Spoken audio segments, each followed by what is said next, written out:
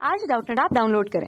Doubtnut पर अपने सभी गणित, रसायन विज्ञान, भौतिक विज्ञान और जीव विज्ञान के डाउट्स का करो सफाया। बस प्रश्न की फोटो खींचो, एक ही प्रश्न को क्रॉप करो और तुरंत वीडियो सोल्यूशन पाओ।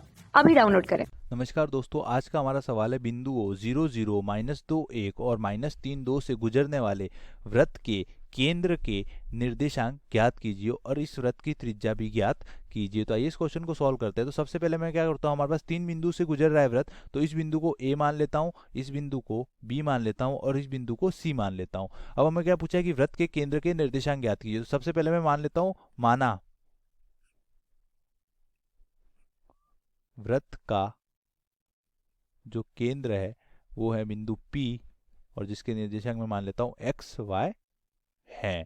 तो यहां से हमारे पास क्या हो जाएगा, वृत्त का केंद्र मैंने मान लिया P x y। अब हम वृत्त के केंद्र के निर्देशांक किस प्रकार ज्ञात करेंगे, तो वृत्त का जो केंद्र होता है उससे वृत्त पर स्थित किसी भी बिंदु के बीच की जो दूरी होती है वो क्या होती है, उस वृत्त की त्रिज्या। तो यहां से मैं क्या लिख सकता हूं, अगर वृत्त का केंद्र P है तो पी ए बराबर पी बी बराबर पी सी। तो पी ए का मान किस प्रकार निकालूंगा, पी ए भी त्रिज्या है, पी बी भी त्रिज्या और पी सी भी त्रिज्या है, तो तीनों आपस में बराबर रहेंगे। पी ए का मान किस प्रकार निकालूंगा, तो बिंदु पी के निर्देशांक हमने मान लिए एक्स वाई, बिंदु ए के निर्देशांक हमें पता है 0 0, तो दोनों के बीच में दूरी सूत्र से निर्देशांक ज्ञात कर लूंगा। दूरी सूत्र क्या होता है, जैसे हमारे पास पहला बिंदु होता है x1 y1 और जो दूसरा बिंदु है उसके निर्देशांक है हमारे पास x2 y2। तो जो दोनों बिंदुओं के बीच में दूरी है वो d है, तो d का जो मान होगा वो क्या हो जाएगा, d का मान हो जाएगा x2 - x1 का whole square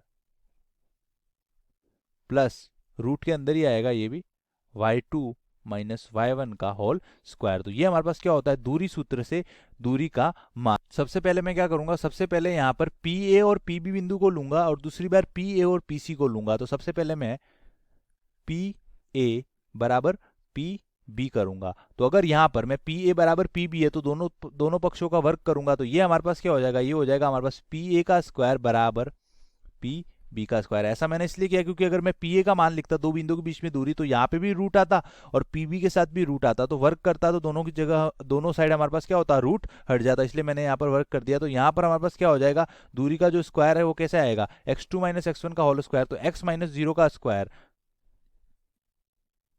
plus y2 - y1 का होल स्क्वायर, तो y - 0 का होल स्क्वायर बराबर pb का मान लिखूंगा तो x माइनस b के निर्देशांक हमारे पास क्या, -2, तो ये हो जाएगा माइनस माइनस, तो ये हो जाएगा minus minus plus x plus 2 का whole square plus y2 - y1, तो y2 तो हमारे पास है y और जो y1 है वो हमारे पास है 1, तो y - 1 का होल स्क्वायर। अब मैं इसको सॉल्व करूंगा तो यहाँ पर क्या हो जाएगा, ये तो हो जाएगा हमारे पास X square plus Y square बराबर ये हो जाएगा हमारे पास a प्लस बी का होल स्क्वायर, तो a square plus B square plus 2ab, तो x square plus 4x plus ये हो जाएगा y square plus 1। a minus b में क्या होता है, माइनस का 2ab, तो ये हो जाएगा माइनस का 2y। अब यहाँ पर जो पद कट रहे हैं उनको काट दूंगा, तो दोनों तरफ हमारे पास x square plus Y square cancel हो रहे हैं, तो इनको मैंने कैंसिल कर दिया, दोनों तरफ हमारे पास कट जाएंगे। तो हमारे पास क्या बचेगा, हमारे पास बच जाएगा यहाँ पर तो बचेगा 0 बराबर यहाँ पर हमारे पास क्या बचेगा 4 plus 4x plus 1 minus 2y, तो 4 प्लस 1 तो हो जाएगा 5 प्लस 4x माइनस 2y, तो ये हो जाएगा हमारे पास एक समीकरण आ जाएगी हमारे पास 4x माइनस 2y बराबर माइनस का 5। इसको मैं क्या बोलूंगा, समीकरण नंबर 1। अब मैं क्या करूंगा यहाँ पर, अब मैं लूंगा पी ए और पी सी को, आप पी बी और पी सी को भी ले सकते हैं, पर पी बी और पी सी को इसलिए नहीं लूंगा मैं क्योंकि हमारे पास वो जो बिंदु ए के निर्देशांक है वो क्या है 0 0, तो यहाँ पर हमारे पास सीधा x square plus Y square बनेगा। अगर मैं पी बी लूंगा तो पी बी का मान तो ये आएगा और पी सी के निर्देशांक है तो इसका मान भी हमारे पास इस रूप में आएगा, तो ये हमारे पास थोड़ा बड़ा बन जाएगा, इसलिए मैं पी ए और पी सी को लूंगा। तो पी ए बराबर पी सी। अब मैं यहाँ पर भी दोनों पक्षों का वर्ग करूंगा, तो दोनों पक्षों का वर्ग करूंगा तो ये क्या हो जाएगा, पी ए स्क्वायर बराबर पी सी का स्क्वायर। यहाँ पर हमारे पास बिंदु ए के जो निर्देशांक है वो तो क्या है, बिंदु ए तो हमारे पास 0 0 दे रखा है और बिंदु जो सी के निर्देशांक है वो है हमारे पास -3 और 2, और बिंदु P के निर्देशांक हमने क्या माने थे, केंद्र के निर्देशांक x और y। तो पी ए का मान क्या आ जाएगा, पी ए का मान हमारे पास हो जाएगा रूट x2 - x1 का होल स्क्वायर, तो ये तो हो जाएगा रूट, यहाँ पे क्योंकि मैंने स्क्वायर किया है तो रूट हमारे पास नहीं आएगा, तो ये हो जाएगा हमारे पास एक्स स्क्वायर x - 0 का होल स्क्वायर, तो x square plus y minus zero का होल स्क्वायर तो ये हो जाएगा y स्क्वायर बराबर pc का स्क्वायर क्या हो जाएगा, ये हो जाएगा x minus x2 minus x1, तो यहाँ पर माइनस का 3 है तो माइनस माइनस क्या हो जाएगा प्लस x प्लस 3 का होल स्क्वायर प्लस ये हो जाएगा y माइनस 2 का होल स्क्वायर। इसको सॉल्व करूंगा तो यहाँ पर हमारे पास क्या हो जाएगा, ये तो हो जाएगा x square plus Y square बराबर यहाँ पे हो जाएगा x square plus 9 plus 6x plus Y square plus 4 minus का 4y। तो यहाँ पर हमारे पास दोनों पदों में एक्स स्क्वायर और वाई स्क्वायर तो क्या हो जाएंगे, कैंसिल हो जाएंगे। ये एक्स स्क्वायर प्लस का वाई स्क्वायर प्लस का एक्स स्क्वायर प्लस का वाई स्क्वायर, ये तो क्या हो गया, जीरो हो गया हमारे पास। तो यहाँ पर हमारे पास इस तरफ तो आ गया जीरो बराबर इस तरफ हमारे पास क्या आ गया 9 प्लस 4 ये हो गया 13 प्लस 6x माइनस 4y। तो यहाँ से हमारे पास दूसरी समीकरण क्या आ गई, दूसरी समीकरण आ गई 6x माइनस 4y बराबर माइनस का 13। ये हमारे पास क्या आ गई समीकरण नंबर 2।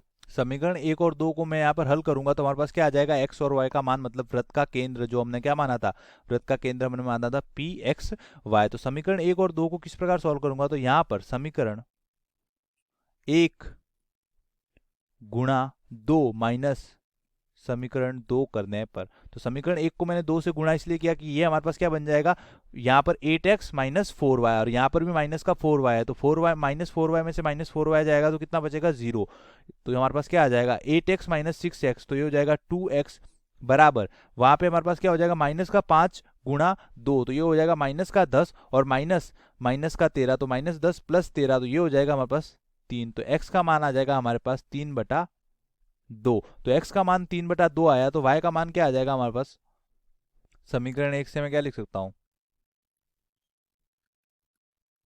4x माइनस 2y बराबर माइनस का 5। x की वैल्यू हमें पता है, x की वैल्यू हमारे पास क्या है 3/2, तो 4 गुणा 3/2 माइनस का 2y बराबर माइनस का 5। तो 2 से हमारे पास 4 दो बार कटेगा तो 3 इंटू 2 क्या हो जाएगा 6, तो ये हो जाएगा 6 और माइनस का 5 इधर आएगा तो ये हो जाएगा हमारे पास प्लस का 5 बराबर माइनस का 2y इधर जाएगा तो प्लस का 2y, तो 11।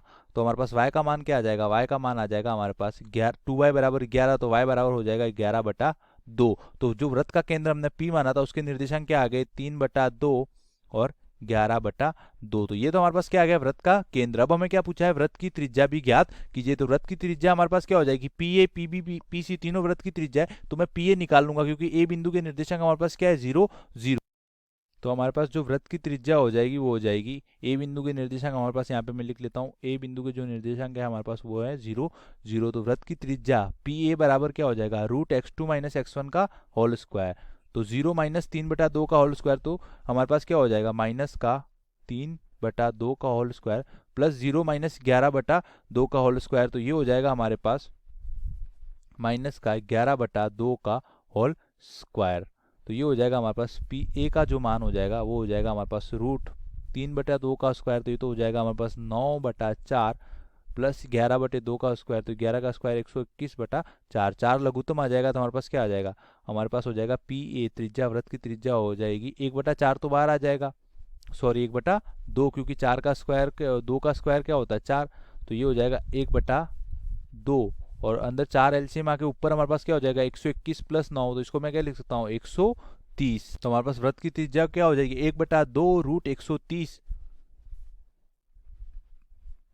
इकाई। तो हमारे पास जो वृत्त का केंद्र आएगा वो तो आ जाएगा 3/2 और माइनस का सॉरी प्लस का 11/2 और जो वृत्त की त्रिज्या आएगी वो आएगी √130/2 इकाई। धन्यवाद। कक्षा 6 से 12वीं से लेकर नीट IIT JEE वो एडवांस के लेवल तक 1 करोड़ से ज्यादा छात्रों का भरोसा। आज ही डाउनलोड करें डाउटनेट ऐप या व्हाट्सएप करें अपने सारे डाउट्स 8400 400 400 पर।